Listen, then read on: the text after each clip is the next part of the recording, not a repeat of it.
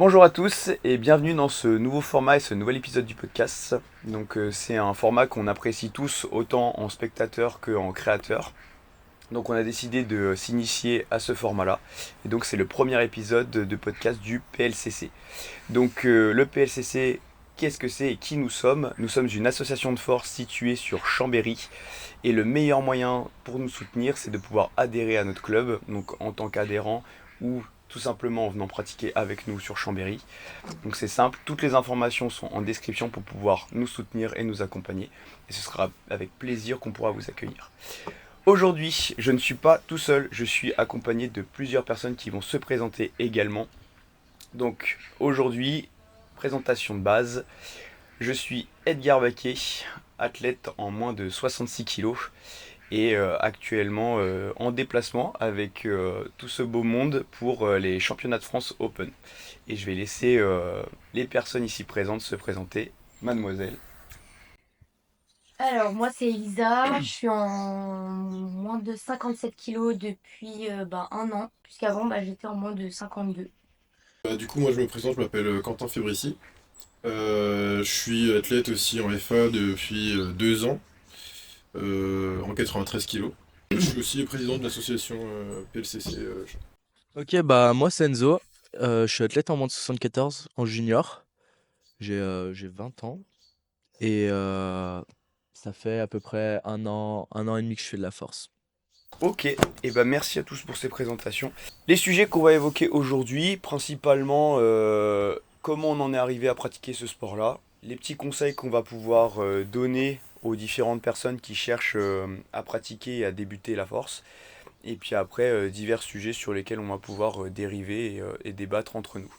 Je vais ouvrir un peu les hostilités. Sur le principe, comment j'ai débuté la force. À la base, j'étais pas du tout dans l'idée de pratiquer de la force. Le pratique du développement physique et de la musculation m'intéressait pas plus que ça. Mais du coup, je faisais du parcours, tout ce qui était déplacement urbain, acrobatie urbaine, et j'en faisais en compétition. Et les ligaments croisés sont venus à ma rencontre. Et du coup, impossibilité de pouvoir pratiquer comme il faut. Et du coup, il a fallu que je puisse me rabattre sur une autre discipline. Donc j'ai commencé à me renforcer et à me réorienter sur tout ce qui était un peu force, réhab, pour pouvoir revenir un peu plus fort. Et j'ai découvert qu'au final, faire des max sur par exemple développé couché, squat et soulevé de terre, c'était une discipline qui était la FA. Et donc au début, je testais vachement mes max parce que j'aimais bien soulever lourd. Et j'ai fait mon premier SBD juste avant mon opération. Et j'avais, je crois, il me semble, 430 de total, quelque chose comme ça. Je devais avoir 125 au squat, 110 au bench et je devais avoir 190 au terre. Un truc comme ça, avec de bonnes techniques. Et aujourd'hui, on en est là, à être au championnat de France Open. Donc on a fait un beau petit parcours et ça fait 2 ans que je pratique maintenant. Mademoiselle Elisa, tu as écrit beaucoup de choses, j'ai l'impression. Ouais, mais je vais improviser. Comment j'en suis venue à faire de la FA? Alors, moi, j'ai commencé à aller à la salle avec Quentin. Et en fait, il y a un coach qui est venu nous voir pendant qu'on faisait une séance de deadlift et qui nous a proposé de faire une compétition qu'il organisait à Basic Fit Chambéry. Et à la suite de ça, il a organisé une autre compétition, un SBD. On ne connaissait pas du tout. On s'y a inscrit. On a commencé à s'entraîner sur les mouvements. Et c'est comme ça que moi j'ai commencé l'AFA. Du coup, ça fait 2 ans aujourd'hui que je fais de la force. Et les perfs de début, je crois qu'au squat j'étais entre 50 et 60 kilos si je me trompe pas. Je crois. Ouais, c'est à peu près ça. Au bench, j'ai commencé à 20 kilos, barre à vide. Et au terre, je tournais autour des entre 60 et 80. Je crois que tu fait 80. Ouais, 80, ouais. Ouais, 80 RPE. Ouais, un peu. 8000. Ouais, c'est ça. Et aujourd'hui, je suis au championnat de France où je participe pas, je les accompagne. Mais je donne mes perfs. Ouais, donne tes perfs, ouais. Ça peut me permettre Et une du évolution. coup, aujourd'hui, je tourne au squat à 140. Je l'ai fait une fois, j'ai fait 75 au bench et au terre, j'ai presque réussi 160. Dans le cœur, elle est bonne. Ouais, Dans le cœur, elle y est, dans le cœur, elle est passée, mais sinon 157 officiellement. Du coup, moi, ça fait 2 ans que je fais de la FA. Même parcours qu'Elisa, parce qu'on a commencé ensemble. Du coup, au niveau des perfs, mon premier SBD, j'avais fait 542,5 je crois. Pour le même poids de corps, je crois que j'étais vers 91 ou 92.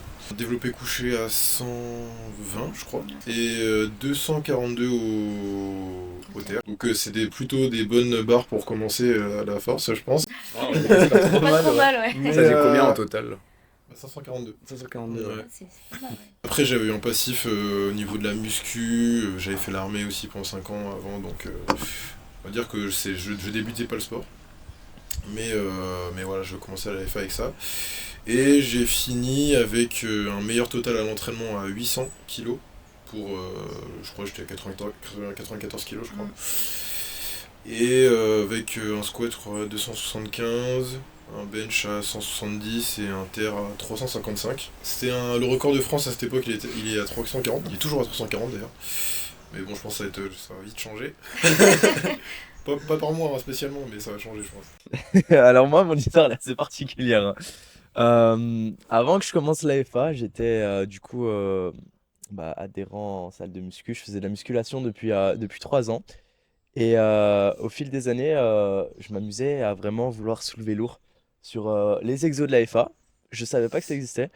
Puis un beau jour, euh, étant donné que je postais beaucoup sur Instagram, Elisa m'envoie un message en me disant: Quentin, mon copain peut te donner des conseils, voire même te coacher.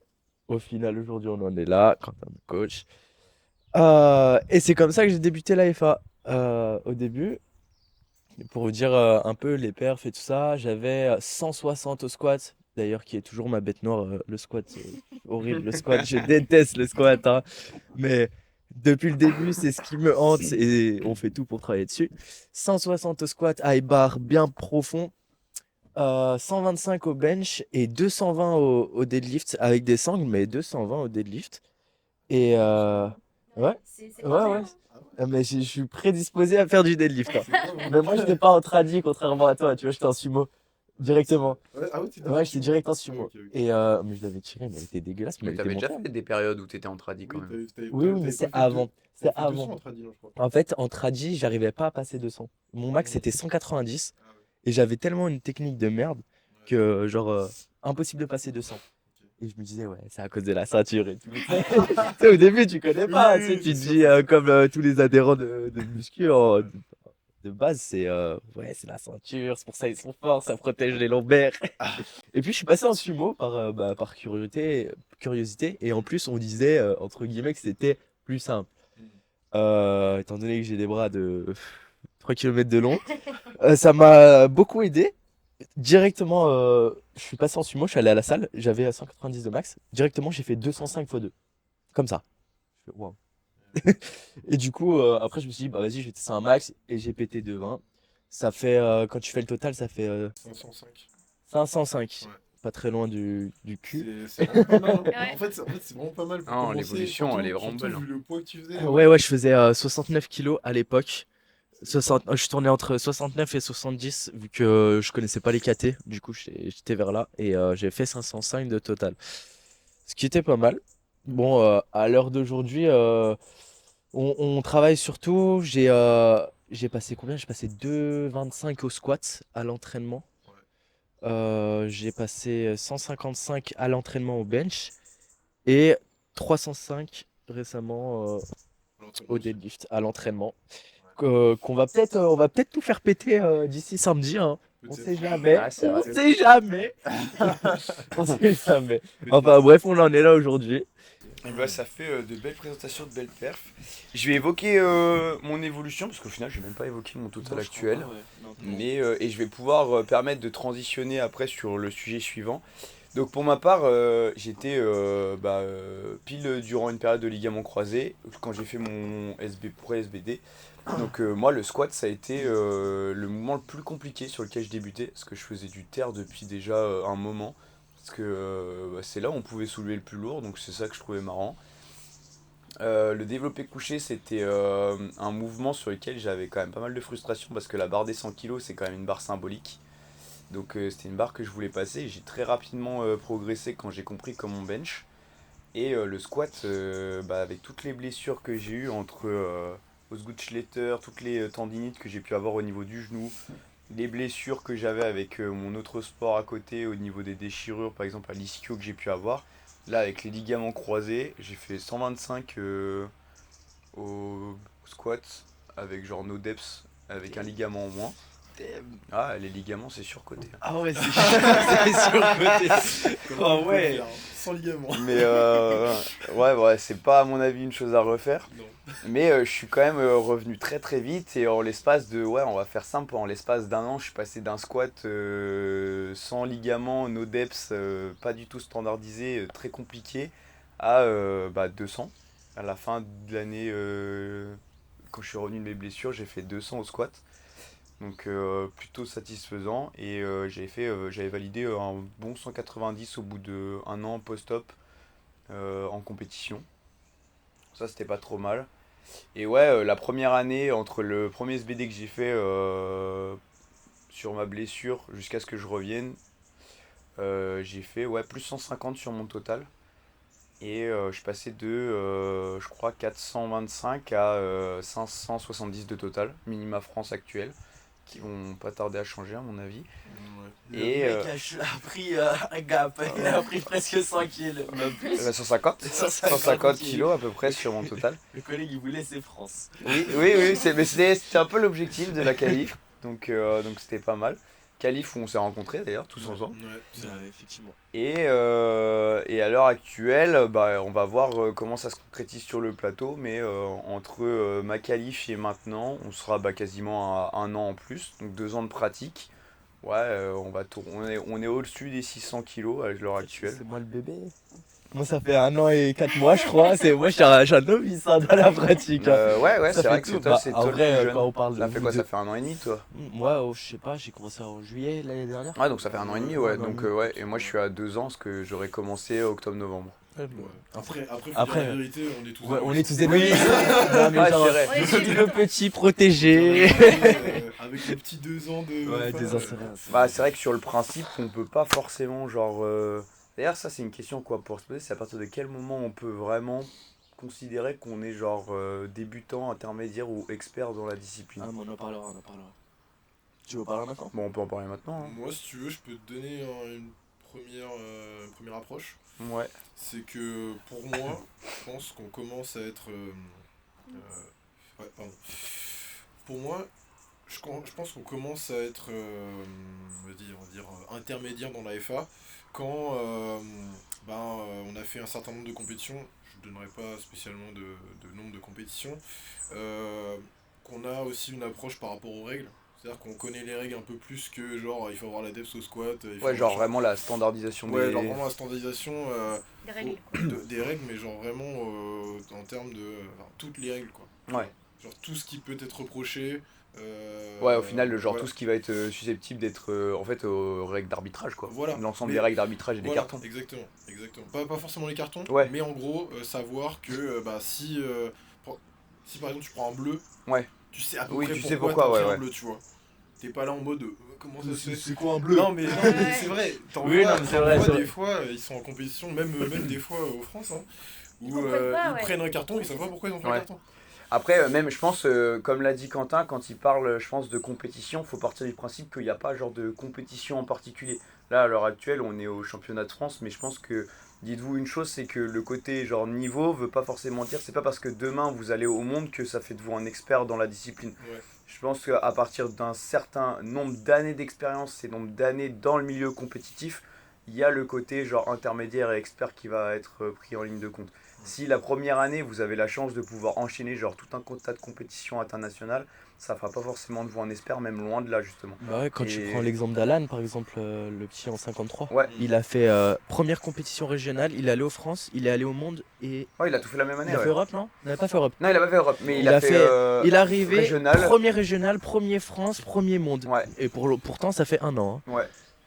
Et je pense pas qu'il se considère forcément Non, comme je un pense expert. pas. Je pense Puis après, pas du tout. vu les coachs qu'il a qui sont chez Uskov, en vrai, je pense que dans l'absolu, il est quand même bien accompagné. Il est bien pied sur accompagné, terre. mais ça fait pas de lui un expert ni un intermédiaire. bien sûr que Ça non. fait qu'une année, même pas. Mais ça fait de lui un bon athlète qui est sur la bonne voie pour devenir en tout cas sur ce C'est côté-là. sûr. coup, pour pouvoir enchaîner justement sur ce côté un peu compétition, c'était là, on a tous notre bagage et notre expérience en tant qu'athlète et en tant que coach, parce qu'il y a à savoir que aussi bien Quentin que moi-même, nous sommes coachs. Et quels sont les conseils qu'on pourrait apporter à des débutants et qu'on recommanderait? Alors bien évidemment, ce sont nos conseils, hein, ça vaut ce que ça vaut et à prendre ou pas. Mais quels sont nos conseils qu'on donnerait pour pouvoir débuter l'AFA? Moi, je vais laisser peut-être Moi, ouais, tu Quentin, peux, je non? sais pas. En N'importe. vrai, je pense que même si, même ceux qui sont pas coachs, ils peuvent donner leurs Ah conseils. oui, oui, oui, je pense, hein. Avec leur propre ressenti, tu Ouais, vois. je pense, hein. Ouais, je pense. Je En vrai, pense. ça pourrait même être intéressant d'avoir d'abord l'avis d'athlète, je pense, et Ouais. ensuite le retour de coach pour savoir si on appuie sur ce côté-là. Ok. Pour commencer, pour moi, premier conseil que je donnerais, c'est trouver la technique avec lequel on se sent à l'aise et de rester dessus le plus de temps possible. Et de voir si au bout d'un moment, il y a un truc qui coince, mais en général, c'est pas la technique. Et moi, ce qui m'a beaucoup aidé, ce que j'ai beaucoup fait et que on m'a dit d'arrêter de faire, c'est de changer de technique tout le temps. Et du coup, j'avais un squat qui ressemblait à ça, puis à ça. Et pareil au soulevé de terre, pareil au bench. Euh, Bizarre tout ça. Alors, je me suis fait pas mal, on va dire engueuler, mais dans le bon sens par C'est du plus coup se Quentin. reprendre. Oui, mais reprendre, oui. Mais en gros, Quentin m'a bien fait comprendre que de changer de technique, ça servait à rien. C'est pas ça qui allait me faire progresser plus vite. Et oui, parce que moi, je pensais que changer de technique, être plus opti, c'est ça qui allait me faire progresser plus vite. Alors que là où j'ai progressé le plus rapidement, c'est quand j'ai arrêté de changer de technique.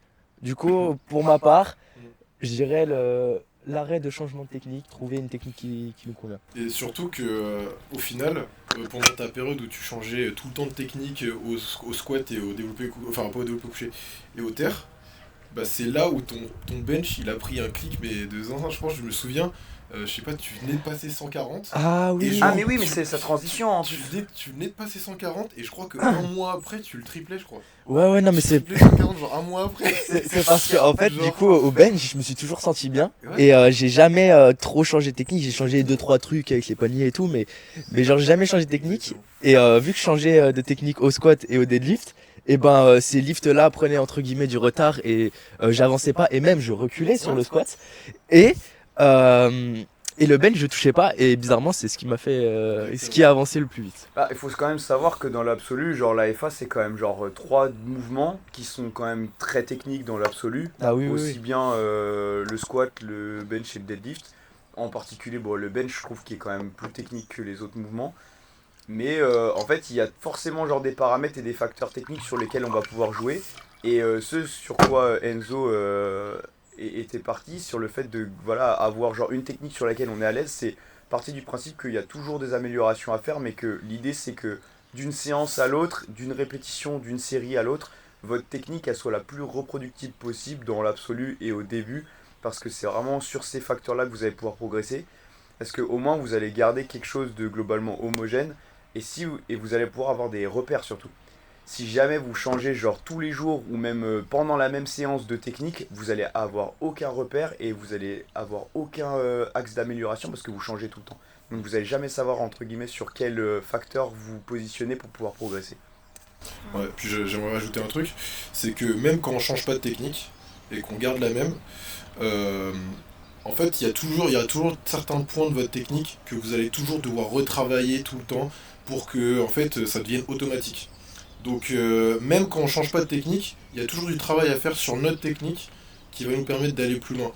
Donc en fait, c'est un peu je pense la magie des réseaux, mais aller tout le temps regarder le meilleur mec de notre KT, voir ce qu'il fait et essayer de reproduire la même chose, Ah, alors ça, que vous c'est- n'avez pas du tout la même morphologie, vous avez même pas du tout le même passé sportif, vous avez même pas du tout le même temps de pratique que lui aussi tout Ouais. simplement. C'est pas optimal. Donc effectivement, je pense que se contenter de faire la technique qui nous permet d'être à l'aise sur le mouvement et qui nous permet d'accumuler du volume au fur et à mesure des semaines, des blocs, avec un minimum de douleur, je pense que c'est déjà la bonne technique qui sera le plus optimal pour vous au final. Tu vois. Ouais. Ça c'est ce qu'on évoquait il y a pas si longtemps que ça, c'est le fait que dans les faits, une personne, voilà, on va citer des noms, hein, comme ça au moins ça aidera un peu à situer. Une personne comme SBD Forever, Corentin Clément, il va avoir déjà genre le nombre d'années d'expérience qu'il va avoir et il va avoir une manière très atypique et très personnalisée de s'entraîner qui est pas du tout forcément appropriée à un autre type d'athlète. Et si jamais, par exemple, on apprécie énormément SBD Forever et qu'on s'identifie à lui, si direct demain on décide de s'entraîner comme lui, ah, je peux vous assurer que vous allez tenir 2 mois max. Même un mois, je pense. 2 mois? Ah, faut t'es SBD tous les jours? Ouais, je pense. Ah, mec, Tu tiens un mois. 2 mois, t'es solide, hein? Je pense que tu Ouais. tiens un mois. Ouais. Parce que, ouais, Déjà, moi, c'est. T'imagines un Ouais. mois je pense, SBD tous les jours. pour ceux qui connaissent Non, pas mais même- SBD Forever, Non, mais c'est quand même même. faire ce qu'il fait, c'est il faut être coach ou pas avoir de taf. Ah, mais ça, ça je vais. Ah, ouais, alors, ouais. Mais ça, je vais en reparler après sur le côté coach. Mais faut quand même savoir que SBD Forever, pendant une longue période, il avait ce qu'il appelle l'ultra fréquence, c'est-à-dire que pendant une certaine période d'entraînement, il s'entraînait 2 fois par jour et il faisait SBD 7 jours sur 7. Ce qui fait qu'il n'a pas de jour de repos, fréquence genre très intense et très régulière. Bah, il n'y a pas de pause au final. Et 2 fois par jour, c'est comme il le dit, une ultra fréquence. Et le format que lui utilise ne sera pas forcément adapté, voire même pas du tout adapté à la majorité des gens. Faut vraiment trouver. Bah, surtout pas pour une personne qui débute. Une personne qui débute, de toute manière, généralement, si elle surcharge trop vite son corps en intensité et en volume, déjà son corps va pas suivre. Et je sais que à l'heure actuelle, je coach un athlète qui avait un coach qui avait tendance à surcharger énormément en intensité et en volume, à pas forcément prendre en compte tout ce qui était genre autres facteurs comme par exemple blessure, fatigue, et qui tirait sur la corde. Et au final, l'athlète, je l'ai récupéré, il avait ouais, une sciatique. Et Ah forcément, là, à l'heure actuelle, je pense que par rapport à ce qu'il faisait au départ, il avait peut-être des fois, je crois il m'a lâché des fois, il faisait 4 squats par semaine, 5 deadlifts des fois. Ah ouais. Et le problème c'est que voilà... 5 deadlifts. Ouais, 5 Oh deadlifts. waouh. Ah ouais, c'est énorme, c'est Moi j'en énorme. ai un, ça me suffit. Hein. Et J'en ai deux, je crois. ouais, déjà 2 Ouais. deadlifts c'est Ouais. déjà pas mal. Et du coup il avait 5 deadlifts, là on est passé à 2 deadlifts avec un volume qui a été réduit à mon avis par 5 je pense. Ouais. Premier degré je pense 5. Et rien que dire ça c'est colossal. Et au final, là, au bout de un bloc, on a mis tout ce qu'il fallait en place. On est sub 8. Il a plus de douleur du tout. Il revient quasiment au perf qu'il avait avant sa blessure.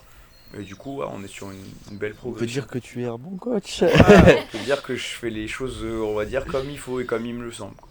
On est à 23. Sur le fait que on parlait de, tu sais, de l'intensité et du volume de l'entraînement, Ouais. et que à force de, quand on est débutant, de surcharger ce côté-là, ça peut entraîner genre blessure, même burn-out, hein. Il y a énormément de jeunes athlètes qui commencent et qui font des burn-out au bout de 3 mois parce que en fait ils sont au chapitre 1 et ils veulent s'entraîner comme quelqu'un qui est au chapitre 10 de son expérience. Et en fait c'est pas possible, quoi. On peut pas commencer un livre par la fin, donc c'est compliqué. Et moi ce que j'expliquais c'est que là j'avais attaqué avec un athlète il y a pas longtemps qui lui avait un coach qui coachait tout le monde de la même manière, et en fait qui lui faisait faire genre des séances en 10x10 avec genre il avait 5 deadlifts par semaine, 4 squats, etc. Et il a fini avec une sciatique. Ouais. Et là on revient et tout, et il s'entraînait tout seul pendant une période parce qu'il avait arrêté de se faire coacher. Et quand il faisait une séance, il avait obligé de faire 7 jours de repos parce qu'il pouvait plus marcher, plus s'asseoir. Ouais. Et là au final, au bout d'un bloc, il a plus de douleur, plus de problème. On a mis des protocoles de réhab pour pouvoir qu'il revienne de sa blessure. Et à l'heure actuelle, sur un submax, il est quasiment à ses perfs actuels, voire même au-dessus, juste avec un volume un peu plus léger.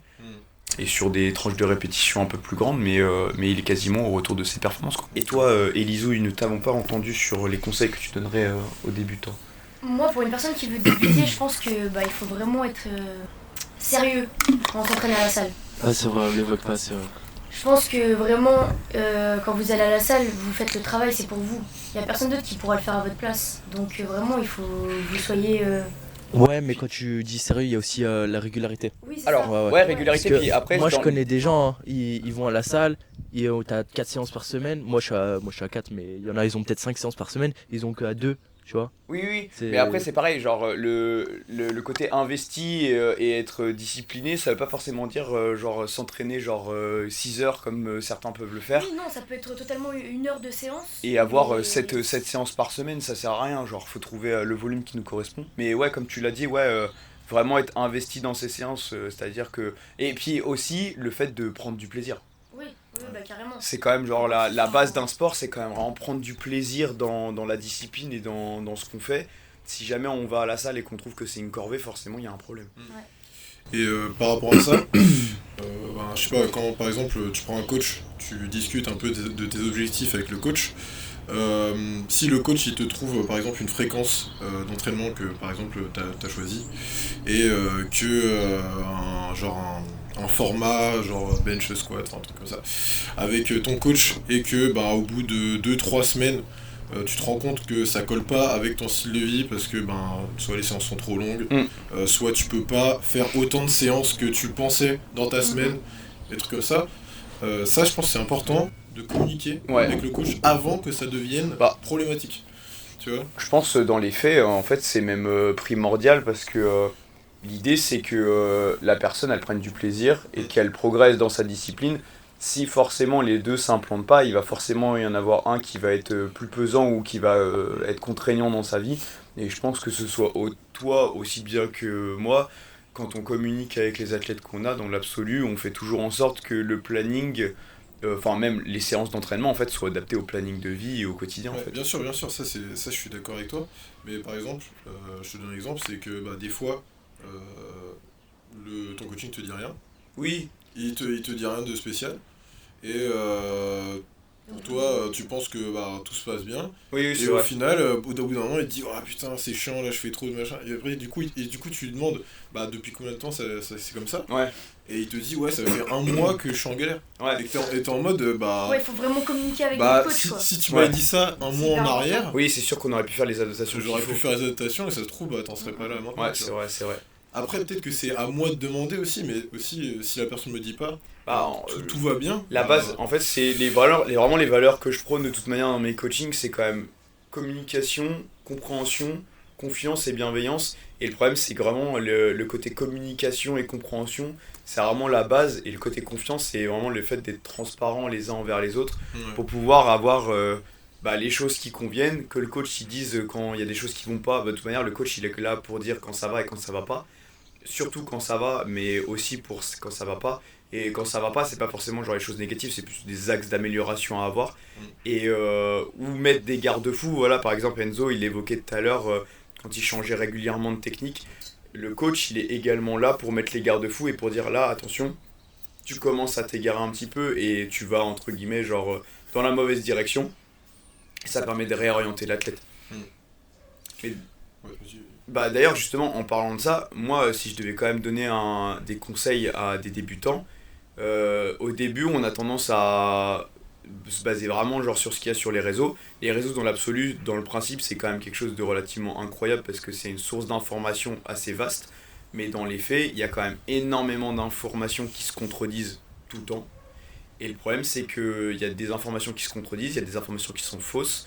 Et des choses qui sont pas adaptées, comme le fait de vouloir s'identifier à quelqu'un qui est genre qui a 8 ans d'expérience et de vouloir se comparer à ça. Mais même quand tu prends mon exemple, moi j'ai par exemple une ouverture de hanche assez, on va dire, impressionnante au deadlift.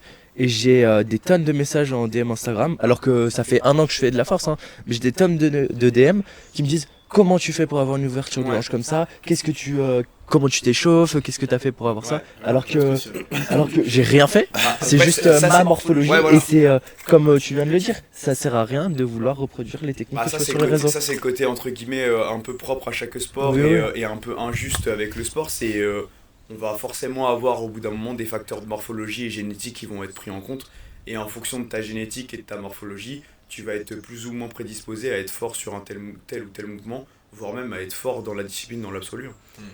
Mais le conseil que je veux vraiment donner, c'est vraiment, en fait, quand vous débutez, faites en sorte de pouvoir vous faire accompagner et vous faire suivre. Si vous voulez, même dans le cadre de loisirs, j'accompagne des gens également en loisirs et pas que en compétition.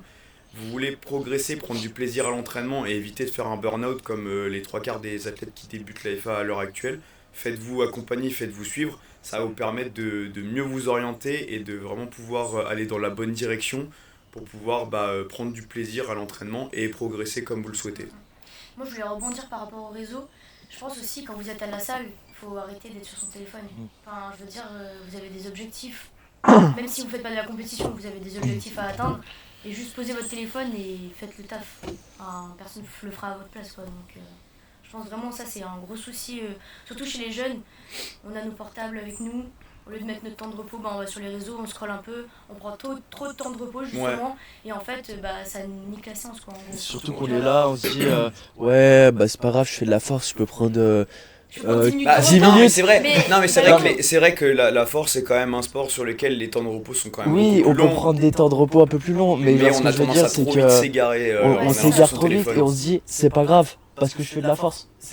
Non, Ouais, c'est pas possible, ça nuit à la progression. Puis il y a un autre problème aussi avec le fait que des temps de repos trop longs, c'est que on va dire qu'on a une enveloppe de concentration dans la séance.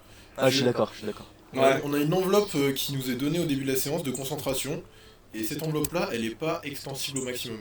Donc si on va dire que tu te concentres pour faire ton top 7, qu'ensuite tu passes 10 minutes sur ton portable, qu'ensuite tu dois te reconcentrer pour faire tes back-off, qu'ensuite tu...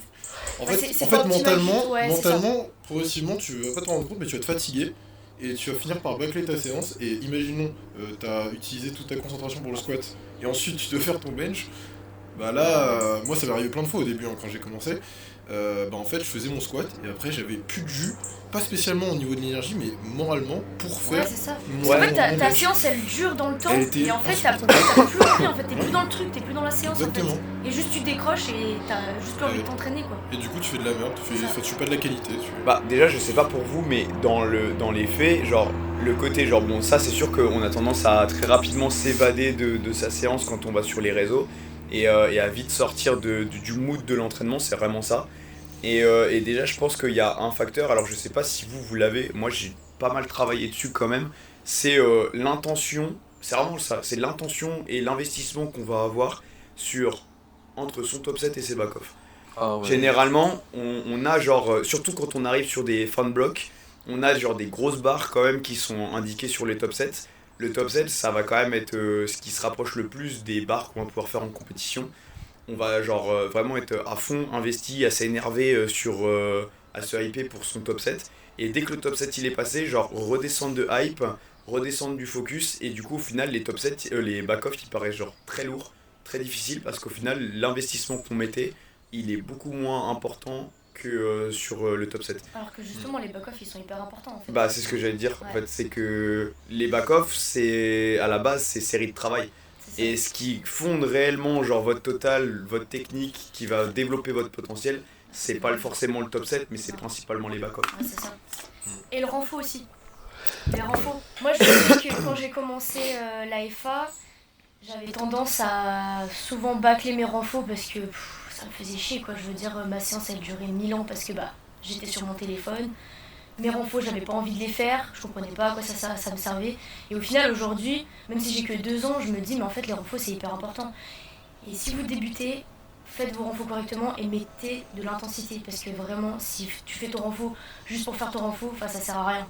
Enfin, vraiment. Enfin, je veux dire, tu vas faire du leg extension et juste tu fais tes reps hyper rapidement. Enfin, je veux dire, à un moment donné, il faut pas.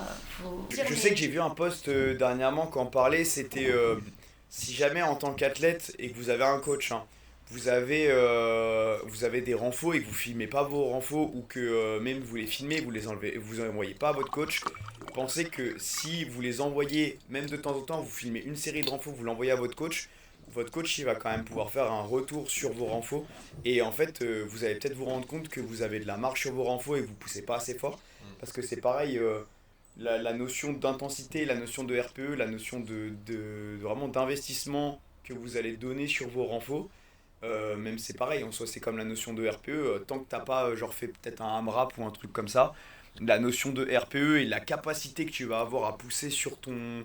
En fait, c'est tant que t'es pas allé quasiment à l'échec sur une de tes séries, en fait, tu vas pas forcément connaître réellement ton potentiel dessus. Il y a même un autre truc, c'est que par exemple, moi je lui ai donné des séries à l'échec, je crois que c'était Whip Trust, un truc comme ça.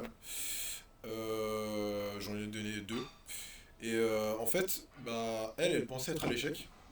Sauf que bah, moi, avec mon regard extérieur, Ouais, je lui ai dit, c'est impossible que Della t'ait à l'échec. Je pense que c'était sûr qu'elle en avait deux de plus, tu vois. ouais, je suis assez d'accord.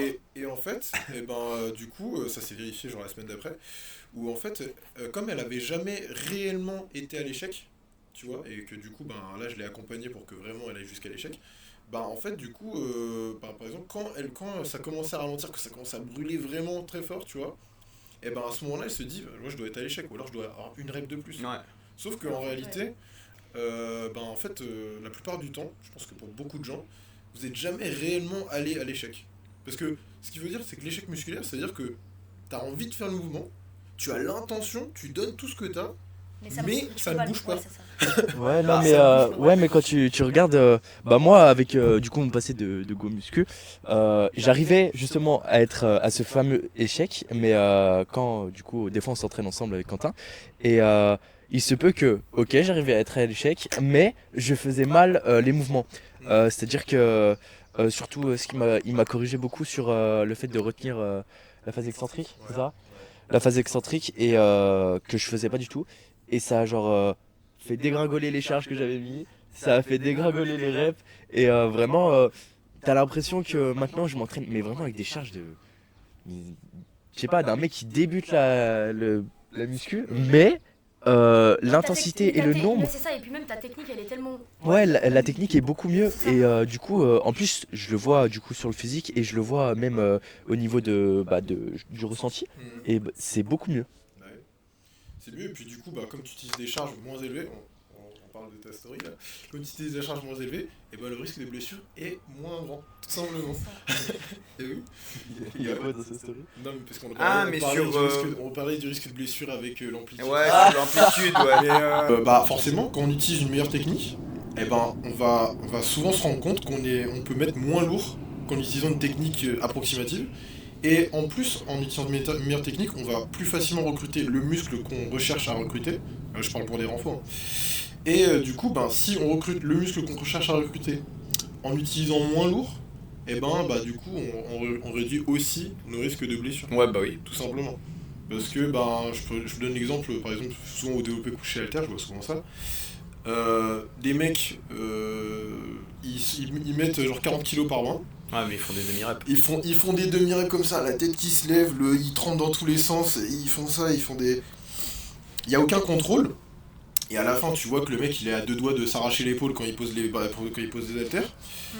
Et moi, par exemple, qui fait des séries de 20 au développé couché haltère à 30 kilos, sauf que bah moi je viens aller chercher l'amplitude complète, genre je suis très stable.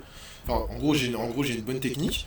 Et du coup, bah, j'utilise des charges qui sont vraiment moins élevées que ce que la plupart des gens utilisent. Alors que ben, j'ai pratiquement 170 au bench et dans la salle, personne bench 170 kg. Non, non. Donc, Mais moi, un dernier des conseils que j'aurais à donner pour une personne qui débute, c'est.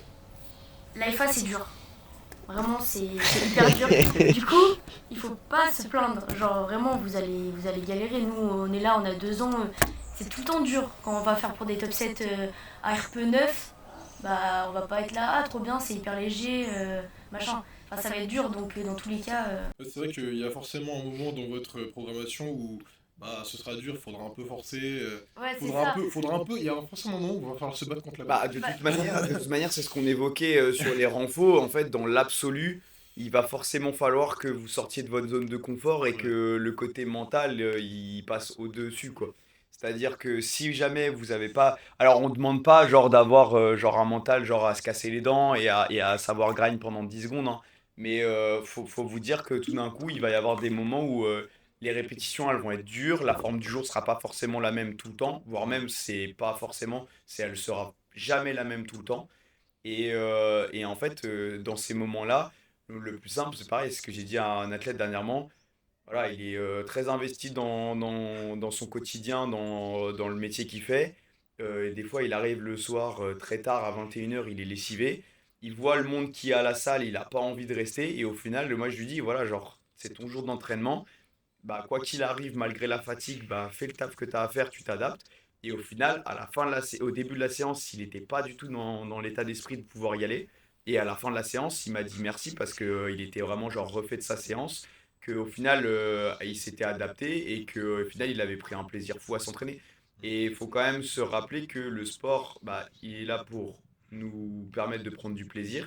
Et puis après, quand on fait un effort physique dans l'absolu, peu importe ce que ça va être, derrière, on va avoir genre tous les hormones du plaisir qui vont pouvoir genre être Ouais, sécrétées. Et derrière, au début, vous aviez peut-être pas envie d'y aller, vous étiez fatigué, et à la fin, vous allez genre limite être soulagé, et vous allez genre peut-être passer, je sais pas, genre là, vu que c'était tard le soir, une meilleure nuit parce que vous êtes oui. entraîné, vous avez pu évacuer, plutôt que de rentrer chez vous en étant exténué, fatigue mentale, etc., et être frustré. Ouais, mais c'est souvent ça qui se passe en général, la plupart des gens, mais même dans les gens qui vont à la salle, hein. Moi, je sais que des fois, quand je faisais de la muscu, j'avais pas envie d'y aller. Je me forçais à y aller quand même. Euh, Apparemment, ça a payé, hein. Mais je me forçais à y aller quand même. Et finalement, en fait, si vous vous forcez à y aller et à commencer votre séance, dès que c'est commencé, en général, vous avez plus cette entre guillemets flemme Ouais. qui fait que vous avez plus envie de. Bah, la machine d'y est aller. lancée, quoi. La Donc, machine elle est lancée et en général, ça enlève instantanément. Il n'y a pas de putain, pourquoi je fais ça, pourquoi Oui, je suis oui, là, oui. tu vois. Ouais. Sauf sur certains renforts, on va pas se le cacher. Ouais. Et aussi, par rapport, puisqu'on est toujours sur les conseils, et que tu parlais d'adaptation, ouais, conseil pour les débutants aussi, c'est écouter votre corps, dans le sens où, s'il y a un jour où bah, vous n'êtes pas en forme, ça veut pas dire qu'il ne faut pas y aller, mais vous y allez en vous adaptant à la forme du jour. Donc, ça peut être compliqué de s'adapter à la forme du jour au début, mais tout simplement, si je sais pas, tu dois être RPE 6 et que je sais pas, sur ta prog, il y a écrit que tu dois être dans cette fourchette de charge, et que bah, en fait tu es déjà RPE 6 en n'étant pas dans la fourchette de charge, et bah, ça veut dire qu'aujourd'hui Il faut en rester là. tu peux pas faire plus que ça. Ouais, bah en fait, c'est Tu- que ce soit toi comme moi, à nos athlètes, on programme genre des fourchettes Oui, des de fourchettes. charge. Si forcément l'idéal c'est d'aller chercher la fourchette haute, si vous vous rendez compte que déjà sur la fourchette du milieu vous êtes limite, bah entre guillemets, genre ok, ça va être frustrant parce que vous n'allez pas pouvoir aller chercher genre le max potentiel que vous auriez pu avoir ce jour-là. Mais avoir de la marge et genre se restreindre sur un jour, ça va permettre de créer un tremplin sur les jours qui vont suivre. Et nous, en tant que bah, athlète comme coach, hein, et là je parle vraiment au nom de tout le monde, il y a des jours où forcément c'est compliqué, mais il va peut-être mieux valoir s'adapter, être frustré sur un jour de mettre moins lourd, et au final genre revenir, je sais pas, genre 3 jours plus tard avec genre le double de ce qu'on aurait pu faire. Bon, j'exagère un peu sur le double, mais sur le fait de pouvoir peut-être rajouter, ouais, peut-être 10 kilos sur ce qu'on aurait pu faire ce jour-là, et que de vouloir bah, ce qu'on appelle overshoot et être au-delà du RPE, au-delà de la charge et de la forme qu'on aurait pu avoir à ce qui était demandé. Et parce qu'à savoir que quand on fait un overshoot et qu'on est au-delà de l'intensité qui était souhaitée, bah, on crée un stress plus important qui est prévu sur le plan de l'entraînement. Et ça crée genre toute une adaptation pour la suite qui fait que ça va Difficilement rattrapable, bah, souvent. difficilement rattrapable, non, ça dépend à ça dépend à quel stade t'en es dans le bloc. Et puis forcément, en fait, genre déjà, tu vas être frustré parce que t'as poussé plus que prévu. Ouais, mais ça fout la merde. Ça va fout te la merde dans la fatiguer feuille. pour le reste du bloc et des fois, il vaut mieux se restreindre et undershoot, donc mettre moins lourd. Donc forcément, je pense, ouais, également comme conseil, savoir mettre son ego de côté, en vrai. Ouais, oui. Vraiment même. Ouais, c'est ça. Et aussi comme conseil, c'est voir sur le long terme. Ouais. Parce que, en fait, des fois, on va avoir une barre en tête. Pendant plusieurs blocs, on va être très proche de cette barre. Et on va vouloir la faire. Sauf que c'est pas le bon moment. Ah, il y a des barres qui sont bien C'est- symboliques, hein. Non mais tu me regardes. Non mais non mais là il me regarde parce que non mais lui il me regarde. Moi je vais mettre le contexte tout de suite. Ouais. J'étais très proche de 300. J'ai jamais fait l'erreur d'overshoot au deadlift. Il se peut que j'étais très proche de 300 au deadlift. Ça faisait longtemps, hein, ça faisait 2 mois je crois. Ouais, longtemps, Non, 2 mois, et il y a des gens, tu leur dis longtemps, 2 mois. Non, plus, j'avais tiré 2,90 et 4 mois. Ça Bah, faisait c'était en quoi juillet, c'est en juillet, t'as Non, tiré. juillet. en vrai, techniquement, pas tant que ça, parce qu'après, on n'est pas parti, on était plus sur des singles. Oui, Donc c'était mais- pas. oui, non mais plus quand tu... sur des doublés, des triplés à 2,85. Bah, mais regarde, t'es là. après t'es 2,90. 2,90 au Salon Worker Meet. Ouais. Là, je tire 2,90, mais très. Tu regardes la vidéo, c'est très simplement, hein. Et tu regardes ça, tout le monde me dit, mais pourquoi t'as pas mis 300 à 300? Parce que j'avais tout simplement pas 300. Et moi-même, et du coup, Quentin, au fond de moi, je savais que j'avais pas 300. La preuve, j'ai tiré 300 4 mois après. Non, Ouais. 4 mois après. Et c'est passé au RPE. bah non, c'est pas passé au RPE, mais c'est passé, on va dire, pas à RPE 10. Et j'ai bien fait d'attendre 4 mois, parce que la preuve, 4 mois plus tard, j'étais toujours pas, Ouais, entre guillemets, apte à tirer moi, 300. je sais que ça, c'est vraiment ce qui se passait quand je débutais à vouloir. Moi, je sais que je voulais la barre des 200. La barre des 200, c'était une barre Ouais. que, genre, je voulais, que je trouvais symbolique au soulevé de terre. Et en fait, genre, j'ai vite, genre, été, genre, toujours RPE 10 ou RPE grind infini, ouais, RPE 10, quoi, sur mes barres au deadlift. Et en fait, vous allez vite voir, je sais que hier, on a regardé une vidéo qui dit que le système nerveux, c'est impossible de le cramer.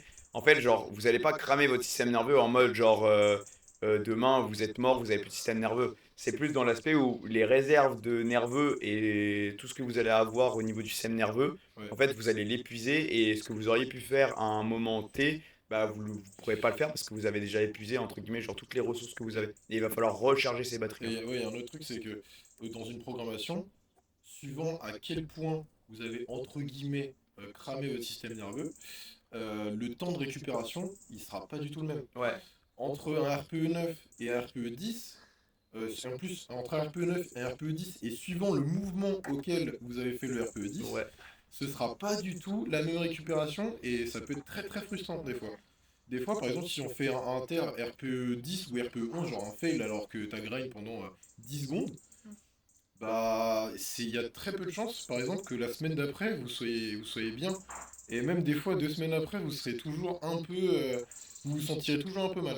En sachant que d'ailleurs, pour ce qui est de l'aspect nerveux, faut savoir que voilà, comme n'importe quelle personne, aussi bien en termes de morphologie que de génétique, le système nerveux, il va être vraiment propre à chacun Ouais. et on va pas forcément avoir genre tous la même capacité de récupération.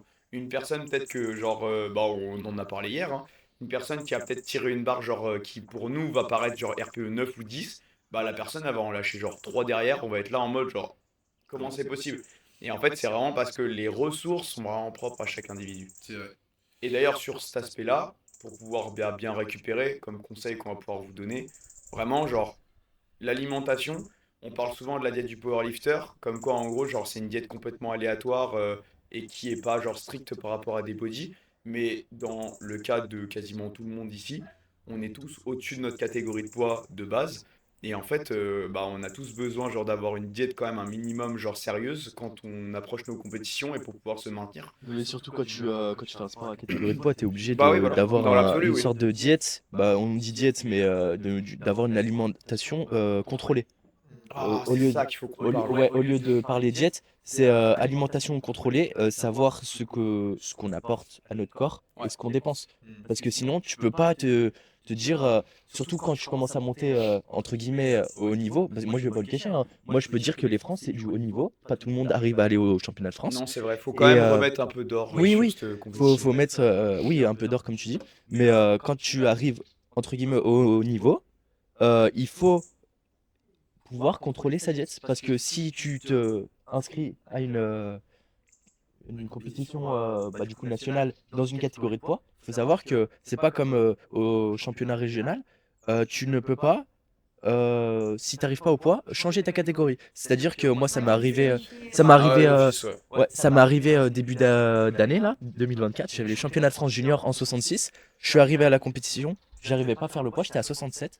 Et ben, j'ai pas pu faire la compétition, même si j'étais 1 kilo au-dessus. Et mieux que ça, tu peux même pas faire la compétition hors match. Ouais. C'est-à-dire que t'as Tu même peux pas le faire la droit de compétition. disqualifier. Et en plus, attends, c'était quoi? Ah oui, et en plus, vous avez payé et vous pouvez pas vous faire rembourser. Ouais. Ça, c'est le pire. C'est-à-dire que j'ai payé 80 euros parce que on n'a pas. Ouais, je me suis déplacé, j'ai payé 80 euros et j'ai pas pu faire la compétition. Après, heureusement, il y a l'ambiance là-bas. C'est toujours bien les Ouais, c'est compétitions, hein. toujours agréable. Toujours enfin, agréable. Tu vois, je regrette pas je regrette pas de m'être déplacé, hein. Mais malheureusement, j'ai payé 80 euros que je n'ai pas pu. Ouais, bah c'est j'ai sûr, pas pu faire la rentabiliser compétition. parce que t'as le côté frustration. Ouais, c'est Et sûr. en parlant de compétition, je pense que aussi si vous débutez, vous fixez pas de limite. Si vous voulez faire une compétition régionale, il n'y a pas de Ouais, niveau en c'est fait. ça que je voulais Vous parler. Ouais, pouvez. Et il n'y a pas de catégorie de poids. Si, il y ouais a voilà, une catégorie, c'est mais ça, c'est de si ça tu que je voulais Oui, parler. c'est Ouais. ça. Sur l'aspect compétition, c'est de ça que je Si voulais tu parler. Ouais. débutes, enfin je veux dire, lance-toi, vas-y, prends du kiff et Ouais. enfin vraiment, faut faire des compétitions pour voir comment ça se passe. Ouais. Ce que veut dire Elisa, c'est vraiment le fait que quand vous débutez, nous on le sait parce qu'on en voit autour de nous et on en entend beaucoup parler, c'est le fait qu'il y ait des gens qui débutent dans le milieu compétitif et que ce soit eux ou de leur propre chef ou même certains de leurs coachs, on citera pas de nom, mais qui en fait disent voilà, avant de commencer une compétition, tu dois avoir tel total. Genre minimum tel total. Ouais. On va être sérieux 2 minutes. Là, je vais citer des noms. Il y a quand même des gens comme OPT qui sont genre très immiscés dans le domaine de la compétition, dans le domaine du coaching, qui sont les premiers à dire que vraiment faut pas se fixer de limites. Et si vous voulez, en fait, il faut savoir quand même que la force c'est quand même un sport cher. Faut quand même se rendre compte que je pense que depuis le début, alors je parlais pour ma part, hein, mais depuis le début j'ai dû investir, je pense, tout confondu, hein, et je compte pas le prix de la salle, donc par mois, mais j'ai dû investir entre 1000 et 1500 balles, je pense, dans la force, alors que ça fait 2 ans que je pratique. Mais tu comptes les déplacements ou pas? Non. Ah ouais, parce que Ah non. les déplacements Ah de ouais, ouais, compétition, parce que voilà, faut savoir que là, nous le PLCC, on a commencé à être affilié à la ligue dans laquelle on est, donc le RAF. Et au final, ça fait que ça nous permet de payer un peu moins cher tout ce qui est inscription en compétition. Mais les championnats de France, quand on n'est pas affilié et qu'on est par exemple sur des licences individuelles, c'est 80 euros comme l'a dit Enzo. Et à savoir que 80 euros la participation, il y a le trajet. Nous, là, on a la chance d'être dans un cadre qui est quand même relativement très agréable et assez exceptionnel. Mais voilà, il y a le transport, il y a le cadre de vie, il y a la nutrition, il y a l'inscription. Il y a la salle aussi. Il y a la salle parce qu'il y en a qui doivent encore s'entraîner actuellement. Il va y avoir toute la diète parce que voilà, nous on a des protocoles entre guillemets à gérer, donc il y a toute l'alimentation qui est à prendre en compte. Puis il y a le matos. Une ceinture, les ceintures qui sont presque à 300 balles, l'air de rien, c'est quand même pas à donner C'est quoi. un gros C'est investissement un quand vrai. même. les Ouais. singlettes à 100 balles, Voilà. les genouillères à 100 Et balles aussi. et il y a et Ouais. c'est Mais pour tu ça. tu parles de matériaux qui sont comment dire, obligatoires. Oui, Si oui, tu ouais, veux ouais, faire. bah oui, Non, oui. non, Ah. c'est pas- Non mais, là, non, mais là, quand tu parles de singlet, c'est Mais obligatoire. ça, Oui, Et c'est ça pas que fait le quand même singlet. 100 Ouais, mais c'est euros. pareil, le singlet il est à 90 balles minimum quoi. Ouais, Donc, tu vois, c'est quand même C'est pas rien, ouais, 90 balles. tu fais 80 euros l'inscription en France. T'achètes ton singlet 90 balles. Ouais, et tu dois avoir un t-shirt, des chaussettes longues Ouais. Pour le deadlift. et Ouais. des chaussures. Non, chaussures semelle plate, juste semelle plate. Semelle Semelle plate. plate. Donc en fait, des tu dois chaussures avoir. semelles En plates. fait, le minimum que tu dois avoir techniquement, c'est une paire de chaussures semelle plate. Ouais. Donc, Tu peux le lift en Vans, hein. oui, oui. Ouais, ouais, Mais ouais. en Non, vrai, mais ce que après, je tu veux vois, dire, genre c'est nous, on a tous que des slippers ou des trucs comme ça assez Ouais. optimisés, ou en tout cas de marques un peu plus poussées. Bon, tu vas prendre les chaussons dégueulasses à Decathlon qui sont à Mais oui, 5 oui, balles, oui, ça oui. suffit. Mais genre ce que je veux dire, Mais, c'est qu'il faut mais une en paire de fait, chaussettes longues. En général, personne n'a des paires de chaussettes longues Après, qui après, à montent Decathlon, en dessous des genoux, tu vois. Ouais. Ou tu vas à Decathlon, tu prends une paire de chaussettes de foot, Mais, 10 balles. Oui. Ok. oui, Mais oui. tu vois, c'est du matériel acheté, et comme tu dis, Bah après, ça commence en à faire fait, cher en accumulant. si vous débutez vraiment la FA, débutez les compétitions le plus tôt possible, mais quand vous débutez, n'achetez pas un full équipement SBD parce que moi je discutais avec une copine et moi c'est un peu comme ça que je vois les choses avec mes athlètes également.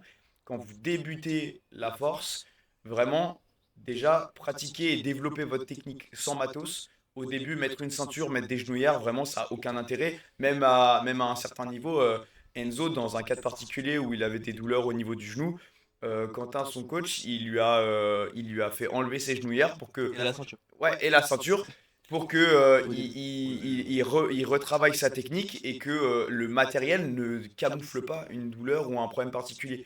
Et l'idée, ça va être de. bien renforcer en plus. Ouais, du voilà. coup, L'idée à la base, c'est d'avoir une technique solide sans matériel, parce que si vous êtes solide sans matériel, le fait de venir rajouter du matériel, ça va optimiser et renforcer votre technique de base. Alors que si jamais vous êtes dépendant du matos, bah si on vous l'enlève, vous êtes plus rien.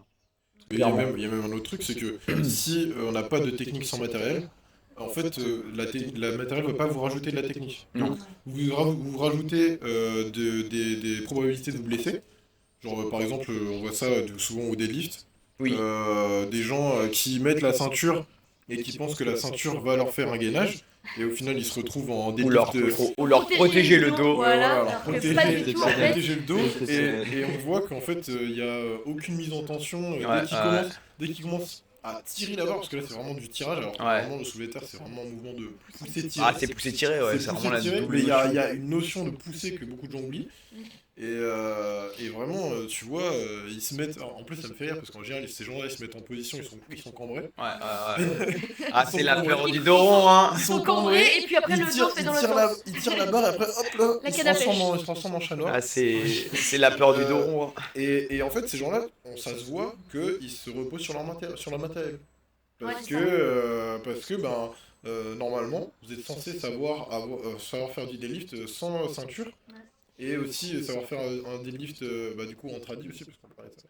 Ouais. Savoir faire du deadlift avec les techniques de base, donc pour le terre en tradi, avant de commencer à se spécialiser dans du sumo, à commencer à mettre une ceinture, enfin voilà. Ah, c'est vrai que justement, comme l'évoquait Enzo tout à l'heure, on a tendance à rapidement dire que le sumo, genre c'est de la triche et c'est plus simple. Mais pour comprendre réellement la base d'un mouvement, bah voilà, c'est ce que disait Quentin et on l'évoquait il y a pas longtemps entre nous.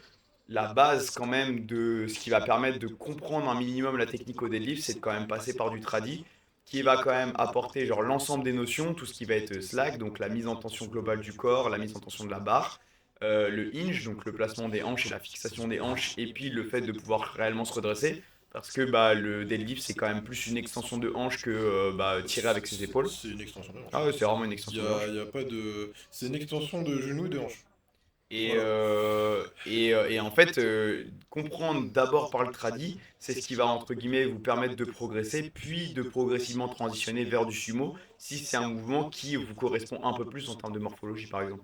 Moi, je rajouterai un truc, il n'y a pas très longtemps, là, pendant ma prépa, je me suis remis du tradi, justement, pour retravailler les fondamentaux. Et ça m'a permis de vraiment faire revenir mon terre et de vraiment retrouver mes sensations au niveau du sumo. Ouais. Parce qu'en fait, il y avait certains points que j'avais négligés à force de faire que du sumo. Et du coup, ça m'a permis de les retrouver. Et tout simplement d'améliorer tout mon sumo juste en retravaillant quelques petits points que j'avais oubliés, quoi, tout simplement. Mais ouais, du coup, pour conclure, parce que l'heure avance et on a des petites choses à faire et on va clôturer là-dessus. Il y a une heure.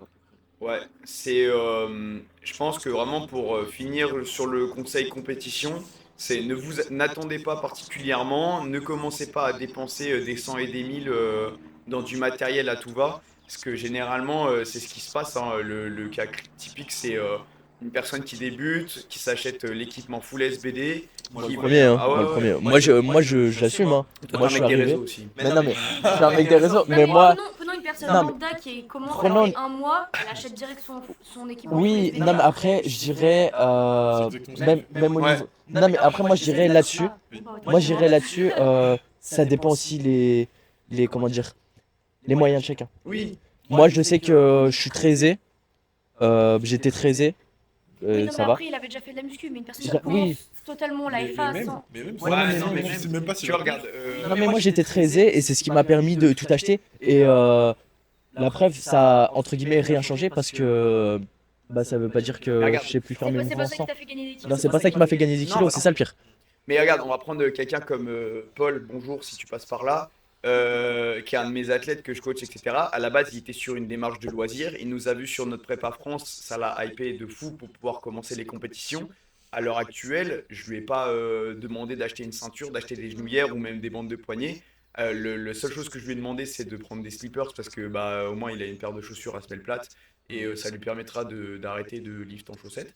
Non, le lift en chaussures de course à pied. Oui, mais ça, je lui ai dit. Mais ça, running, en running. ouais, mais ça, c'est parce que Évitez les running ça, s'il vous plaît, évitez les mais ça, c'est running. les habitués de la salle qui, en gros, prennent des chaussures de sport, alors qu'en fait, quand tu fais du squat ou du deadlift, c'est pas du tout adapté pour pratiquer. Bien mais, ça. même surtout des chaussures de sport, enfin, ça veut rien dire. Oui, c'est vrai, non, c'est vrai que ça veut rien dire. Moi, j'allais à la salle. Ouais, c'est vrai que moi, j'allais à la salle, je suis toujours entraîné en converse à la base. Hein, donc, Mais oui. Non mais même surtout tu fais du ping-pong, tu fais du tennis, tu fais du running, c'est ouais, c'est pas les mêmes choses. il y a tout un tas de choses différentes. C'est pas Ouais. les mêmes choses. Quoi. Mais moi aussi, je T'aimes fais pas du le ping-pong, mec? Oui, moi aussi, je fais du ping-pong. Ouais, je te promets. C'est excellent. Ouais, je te promets. Et donc ça, c'est vraiment pour l'aspect compétition matérielle. Ouais. Et la deuxième chose, c'est ce que Elisa a évoqué et sur lequel on est. Ah non, c'est toi qui l'avais dit. C'est sur le fait de ne pas se restreindre dans une catégorie de poids. Ouais. C'est-à-dire que Traumatisé. moi, par exemple, je vais parler pour mon cas. À l'heure actuelle, je suis en moins de 66 kilos. Je me restreins pas particulièrement parce que je mange ou que je mange pas forcément genre bien ou pas. Dans l'absolu, je me maintiens toujours autour des 69-70. Et à l'inverse, Enzo, bon après on n'a pas le même âge, hein, on a quand même 3 ans de différence. 3 ans de différence. Enzo, il est quand même un peu plus jeune que moi et au final, il était pareil, il se maintenait autour des 69-70 et au final, il a commencé à prendre de la masse.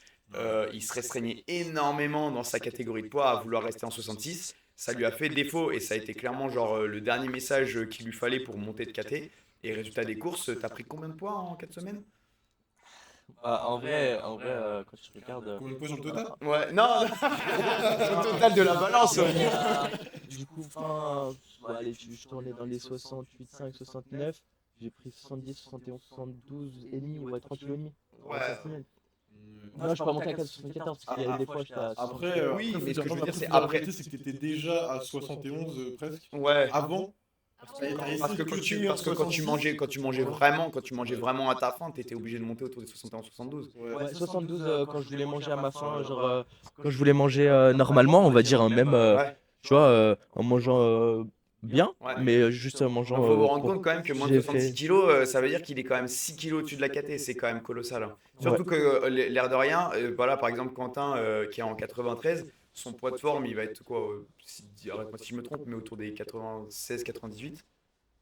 Non. Non. En fait, je suis à 95 de base Ouais. quand je mange normal. Ouais. C'est juste qu'en fait, moi j'ai une copine qui me force à aller au BK. Donc du coup, C'est vrai, j'ai une anecdote sur ça. donc du coup, il y a des dérapages qui font que en fait, Je monte à 98. à 98 sans faire exprès. Pendant 2-3 semaines, à manger 3 fois par semaine au BK, déjà le portefeuille il s'en remet pas. Et en plus de ça, la balance, voilà quoi, elle s'en remet pas non plus.